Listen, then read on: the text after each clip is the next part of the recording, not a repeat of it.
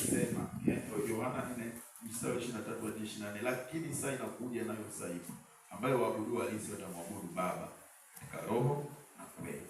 Kwa maana Baba watafuta watu kama hao wamwabudu. Mungu ni roho, nao wamwabudu yeye wapasa kumwabudu katika roho na kweli. Bwana Yesu asifiwe sana. Amen. Saa hiyo ambayo Yesu alikuwa anaitabiri, anasema ipo, inakuja na sasa hivi.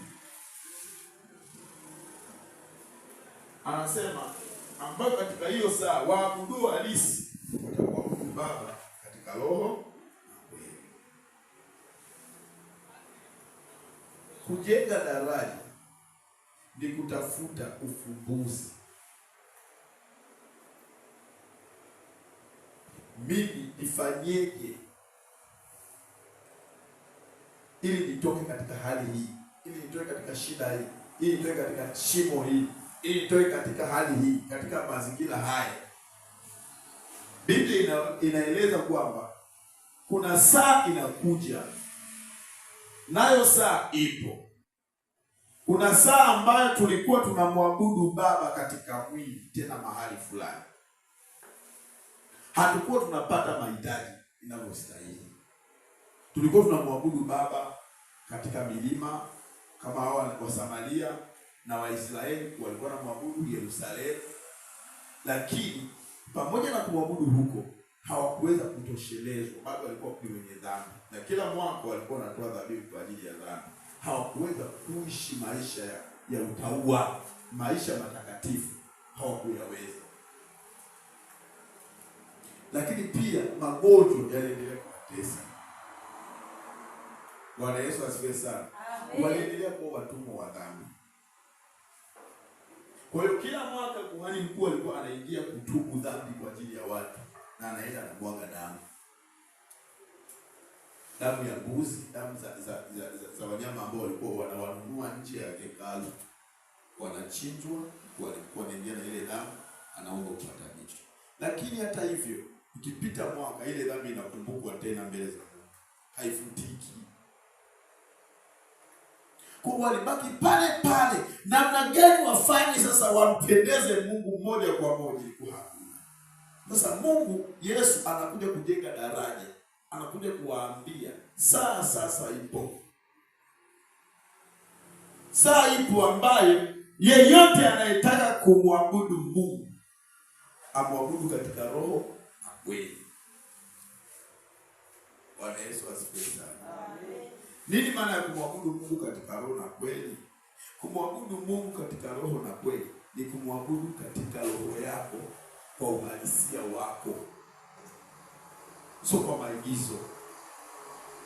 Mara nyingi kanisani, maombi tunayoomba kanisani sio mengi yanayojibiwa, kwa sababu tunaomba kwa maigizo, na sauti zetu tunazibadilisha zinakuwa za maigizo, na maombi yetu yanakuwa ya maombi ya kimaigizo. Na ndio maana ni ngumu kumuona mtu anaomba kiukweli. Wengi wanaomba kimaigizo. Lakini ukitaka kuomba kiufasaha inakuwa ni ngumu, kwa sababu unataka kumlilia Mungu, mazingira hayaruhusu. Na wakati mwingine unaweza kushangaa na maombi yenyewe, mtumishi wa Mungu kule mbele akasema yameisha. Pigeni makofi, mshangilie Bwana, imeisha hiyo. Sasa hapa nakwambia namna ya kuweza kumkaribia Mungu, maana yeye ni roho. Ni lazima umwabudu katika roho. Maana yake kitu kinachozungumzwa hapa, mtu yoyote ambaye anataka kuona maisha ya baraka, maisha ya ustawi katika roho yake, ni lazima awe na uwezo wa kumwabudu Mungu katika roho. Kwa tafsiri nyingine ni kwamba ibada za makanisani hapa Yesu unaona anasema zitoshi. Ibada za kusanyiko si mbaya, lakini Yesu hapa anasema hazitoshi.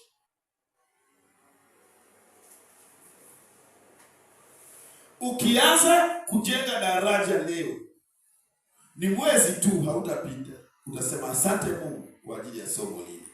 Kujenga daraja ni fupi. Anza ibada yako nyumbani kwako. Mimi kesho asubuhi Jumamosi saa 3 kamili naanza ibada, itaisha saa 6 kamili.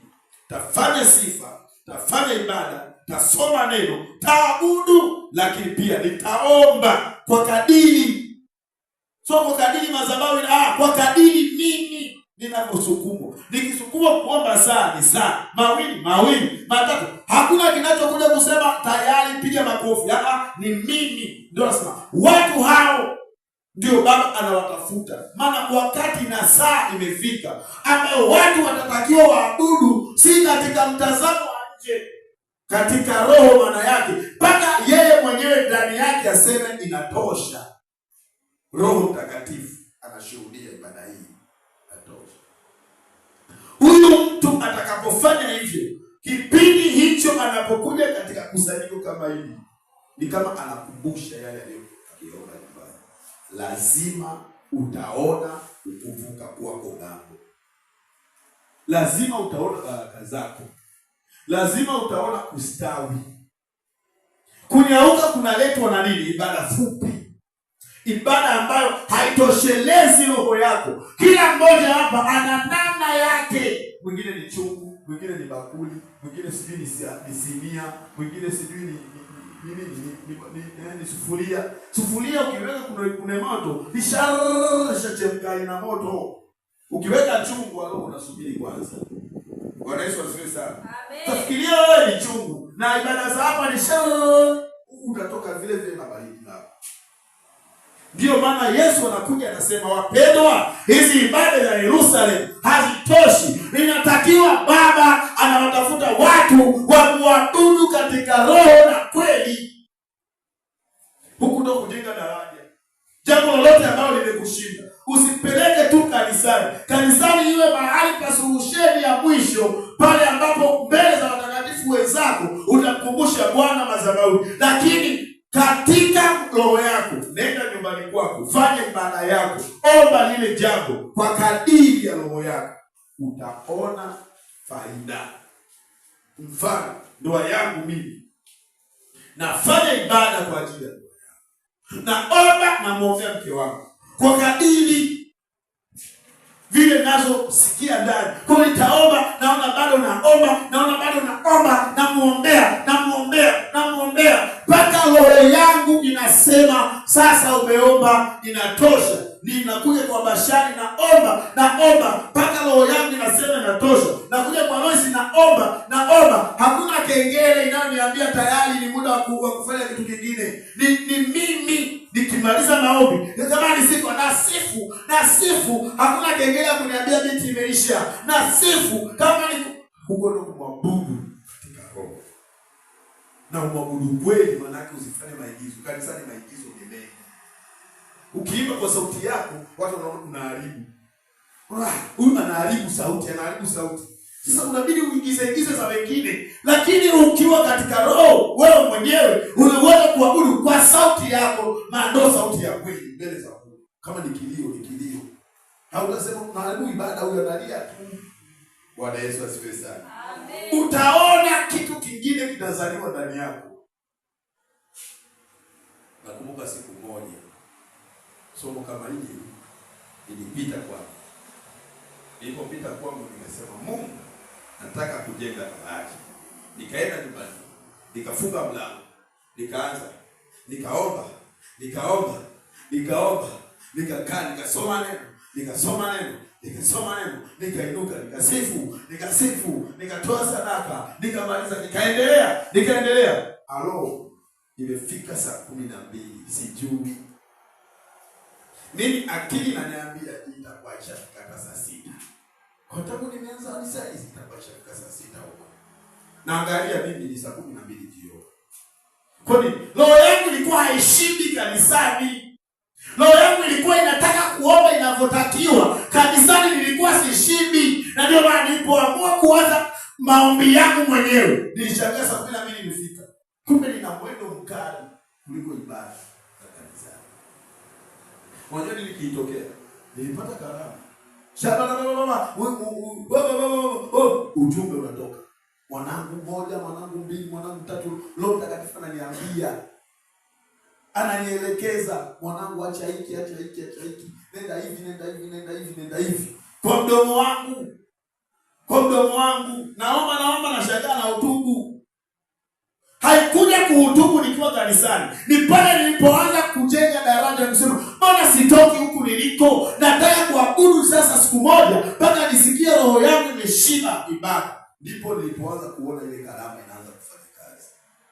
Bwana Yesu asifiwe sana.